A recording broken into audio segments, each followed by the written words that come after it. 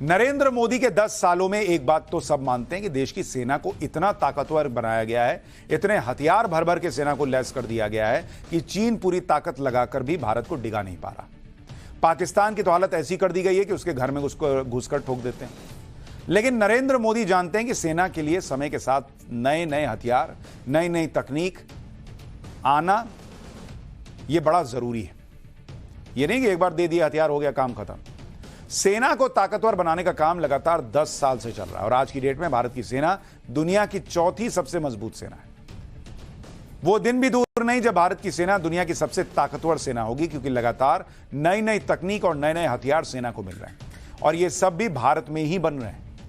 DRDO ने भारतीय कंपनियों के साथ मिलकर इंडियन आर्मी के लिए ऐसे हथियार तैयार किए हैं जिससे हिमालय की चोटियों से लेकर समंदर की गहराई तक देश के दुश्मन बच नहीं पाएंगे।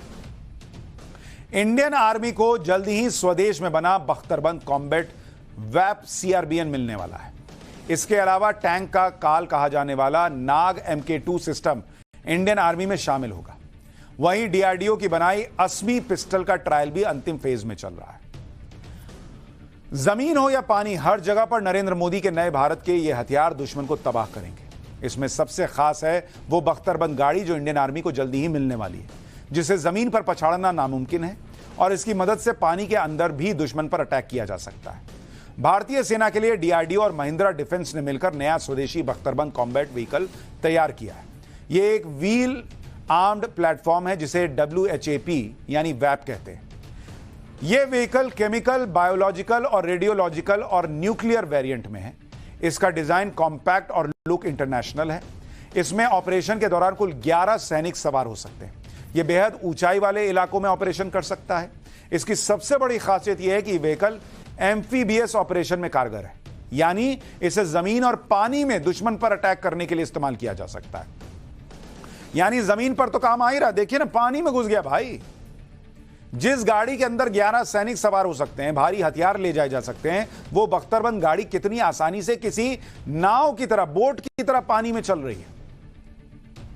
भाई अब ये नहीं है ना कि अब पानी आ गया, अब क्या करें, अब तो गाड़ी इधर ही खड़ी रहेगी, उधर कैसे, लो भैया ये बोट की तरह अंदर घुस गया पानी में। इस वैप CBRN वेरिएंट को इसी तरह तैयार किया गया है कि अगर किसी ऑपरेशन के दौरान सेना को नदी नाले पार करने पड़े तो ऑपरेशन को रोकना न पड़े। अभी तक अगर ऐसी स्थिति आती थी तो सेना को लोहे के पुल तैयार करने पड़ते थे जिसमें वक्त लगता था।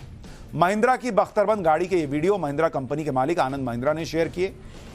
8x8 पहियों वाले इस बख्तरबंद व्हीकल में 600 हॉर्स पावर का डीजल इंजन लगा है, जिसकी वजह से यह पहाड़ों पर ऑपरेशन में भी कारगर है। डीआरडीओ और महिंद्रा ने अपनी इस बख्तरबंद गाड़ी की ना तो ज्यादा डिटेल शेयर की है और ना ही इसकी ज्यादा तस्वीरें पब्लिक डोमेन में है, लेकिन जो झलक सामने आई है उसे देखकर यही कहा जा सकता है कि इंडियन आर्मी के पास आने वाले दिनों में ऐसी स्वदेशी बख्तरबंद गाड़ियां होंगी जो अभी तक अमेरिका, रूस और चीन की सेनाएं ही इस्तेमाल कर रही हैं। इंडियन आर्मी और डीआरडीओ का कंपटीशन एक तरफ दुनिया भर की वॉरफेयर टेक्नोलॉजी से है तो दूसरी तरफ बेहतरीन हथियारों से मुकाबला करना भी चुनौती बना हुआ है। यही वजह है कि डीआरडीओ एक तरफ जहां दुनिया का सबसे बेहतरीन बख्तरबंद हथियार तैयार कर रहा है तो दुश्मनों के टैंक और बख्तरबंद गाड़ियों को भस्म करने की भी तैयारी है। भारत के पास पहले ही डीआरडीओ का तैयार किया हुआ नाग एंटी टैंक मिसाइल सिस्टम है। डीआरडीओ अब इसका एडवांस और खतरनाक वर्जन लेकर आ रहा है जिसका नाम है Nag MK2 advance anti tank guided missile system. यह anti tank guided missile system जंग के मैदान में पहुंचा तो समझिए दुश्मनों की खैर नहीं। इंडियन आर्मी के पास नाग MK2 आने के बाद चीन और पाकिस्तान की हिम्मत नहीं होगी कि वो अपना कोई टैंक या बख्तरबंद गाड़ी बॉर्डर के पास तैनात करें। वहीं इन्फेंट्री की फायर पावर बढ़ाने के लिए इंडियन आर्मी नई मशीन पिस्टल के विकल्प खोज रही है। इसमें पहली पसंद है असमी। असमी भारत का पहला स्वदेशी 9mm वेपन है और इसे भी डीआरडीओ के साथ मिलकर तैयार किया गया है। बताया जा रहा है कि सेना के नॉर्दर्न कमांड ने स्पेशल फाइनेंशियल पावर का इस्तेमाल करते हुए पहले ही 550 असमी पिस्टल और 550 T9 पिस्टल खरीदी है। नॉर्दर्न कमांड के जिम्मे LAC और LOC दोनों हैं। नॉर्दर्न कमांड आतंकियों के खिलाफ भी अहम रोल निभाती है। इस इलाके में सैनिकों और आतंकियों का करीबी मुकाबला होता है जिसमें असमी पिस्टल जैसे हथियार की जरूरत महसूस हो रही है। 2022 में इंडियन नेवी और CAPF ने भी इस स्वदेशी पिस्टल का ट्रायल किया था जिसमें इस पिस्टल को फुल मार्क्स मिले थे। वहीं अभी NSG, असम राइफल्स और BSF भी इस पिस्टल का ट्रायल कर रहे हैं और ये देखिए कितनी कॉम्पैक्ट है और बहुत शानदार है। सेना को ताकतवर बनाने का काम लगातार 10 साल से चल रहा है और आज की डेट में भारत की सेना दुनिया की चौथी सबसे मजबूत सेना है। वो दिन भी दूर नहीं जब भारत की सेना दुनिया की सबसे ताकतवर सेना होगी, क्योंकि लगातार नई नई तकनीक और नए नए हथियार सेना को मिल रहे हैं और ये सब भी भारत में ही बन रहे हैं। डीआरडीओ ने भारतीय कंपनियों के साथ मिलकर इंडियन आर्मी के लिए ऐसे हथियार तैयार किए हैं जिससे हिमालय की चोटियों से लेकर समंदर की गहराई तक देश के दुश्मन बच नहीं पाएंगे। इंडियन आर्मी को जल्दी ही स्वदेश में बना बख्तरबंद कॉम्बैट वैप सीआरबीएन मिलने वाला है। इसके अलावा टैंक का काल कहा जाने वाला नाग MK2 सिस्टम इंडियन आर्मी में शामिल होगा। वहीं डीआरडीओ की बनाई असमी पिस्टल का ट्रायल भी अंतिम फेज में चल रहा है।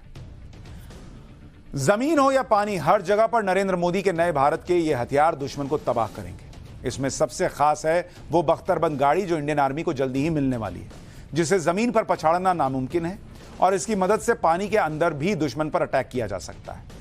भारतीय सेना के लिए डीआरडीओ और महिंद्रा डिफेंस ने मिलकर नया स्वदेशी बख्तरबंद कॉम्बैट व्हीकल तैयार किया है।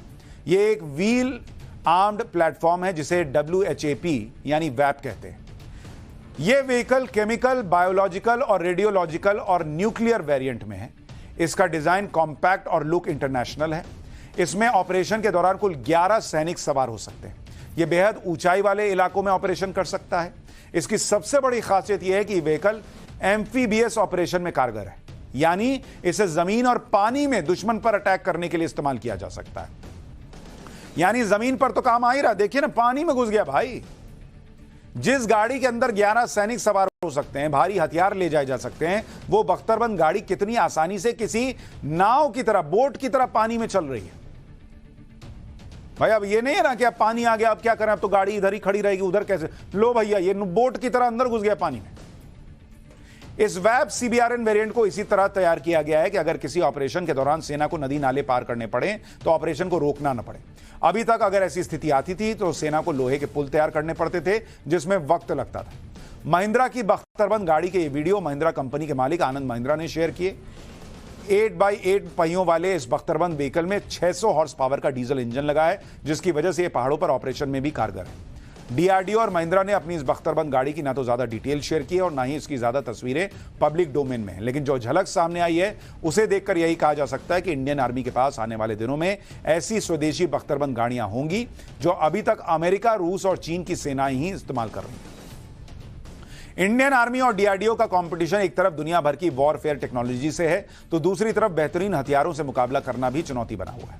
यही वजह है कि डीआरडीओ एक तरफ जहां दुनिया का सबसे बेहतरीन बख्तरबंद हथियार तैयार कर रहा है तो दुश्मनों के टैंक और बख्तरबंद गाड़ियों को भस्म करने की भी तैयारी है। भारत के पास पहले ही डीआरडीओ का तैयार किया हुआ नाग एंटी टैंक मिसाइल सिस्टम है। डीआरडीओ अब इसका एडवांस और खतरनाक वर्जन लेकर आ रहा है जिसका नाम है Nag MK2 advance anti tank guided missile system. यह anti tank guided missile system जंग के मैदान में पहुंचा तो समझिए दुश्मनों की खैर नहीं। इंडियन आर्मी के पास नाग MK2 आने के बाद चीन और पाकिस्तान की हिम्मत नहीं होगी कि वो अपना कोई टैंक या बख्तरबंद गाड़ी बॉर्डर के पास तैनात करें।